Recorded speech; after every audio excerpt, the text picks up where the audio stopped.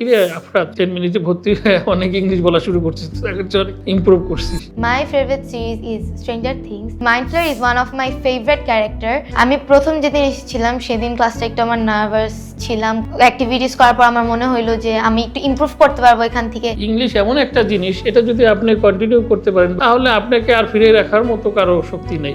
আফরাকে যখন আমি class student হিসেবে দেখি, আই উড সে যে অনেক inquisitive and active. Speaking test নেওয়া হতো তখন দেখা যাচ্ছে আফরার ক্ষেত্রে অনেক মামলিং করতো, দেখা যেত প্রচুর গ্রামাটিক্যাল ভুল করতো। বাট এখন আমার অনেক কনফিডেন্সটা বুস্ট আপ হয়েছে, আমি এখন ইজিলি মানুষের সাথে কমিউনিকেট করতে পারি, আমার কনফিডেন্সও হয়েছে।